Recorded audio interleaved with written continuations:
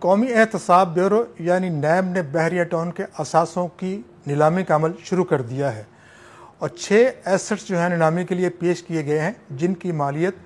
5 ارب روپے سے زیادہ ہے اور یہ تمام پراپرٹیز راولپنڈی اور اسلام آباد میں واقع ہیں۔ اس موقع پر میڈیا کو نیلامی کا عمل دیکھنے کے لیے انوائٹ تو ضرور کیا گیا لیکن انہیں نیلامی کا عمل دیکھنے کی اجازت نہیں دی گئی اور 2 گھنٹوں کے بعد محض ایک پریس ریلیز جاری کر کے اس کی تفصیلات بتائی گئی۔ نیب کی طرف سے جاری ہونے والی پریس ریلیز میں کہا گیا ہے کہ رمیش مارکی کو 50 کروڑ 80 لاکھ میں نیلام کیا گیا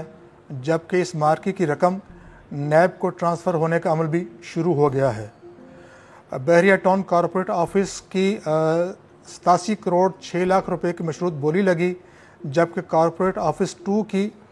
88 کروڑ 15 لاکھ کی مشروط بولی لگی، تاہم ان دونوں پراپرٹیز کے فروخت کی حتمی منظوری دیے جانا ابھی باقی ہے۔ پریس ریلیز کے مطابق 3 جائیدادوں کی نیلامی نیب کو مطلوبہ بولی موصول نہ ہونے کی بنا پر مؤخر کر دی گئی ہے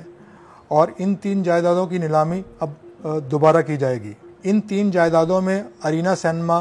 بحریہ ٹاؤن انٹرنیشنل اکیڈمی اور سفاری کلب شامل ہیں۔ اس پریس ریلیز میں پراپرٹی خریدنے والے کا نام نہیں بتایا گیا۔ بحریہ ٹاؤن کے ملک کے 4 بڑے شہروں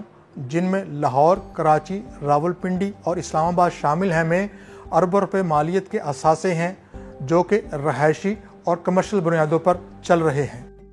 بحریہ ٹاؤن کے مالک ملک ریاض کی طرف سے ایک بیان سوشل میڈیا پر جاری کیا گیا جس میں انہوں نے یہ دعویٰ کیا کہ سیاسی دباؤ ڈالنے کے لیے ان کی فائنینشیل سیکیورٹی کی جا رہی ہے۔ اپنے بیان میں انہوں نے یہ بھی کہا کہ اس معاملے کے حل کے لیے ایک آربیٹریشن بھی کر لی جائے اور اس میں جو بھی فیصلہ ہوگا وہ اس پر رضامند ہوں گے۔ جن 3 مقدمات میں بحریہ ٹاؤن کے مالک ملک ریاض کو اکاؤنٹیبلٹی کورٹ نے اشتہاری قرار دیا اور عدالتی حکم پر ہی ان ایسٹس کی نیلامی کی جا رہی ہے، ان میں سے ایک مقدمہ سابق وزیر اعظم عمران خان کے خلاف 190 ملین پاؤنڈ کا بھی ہے۔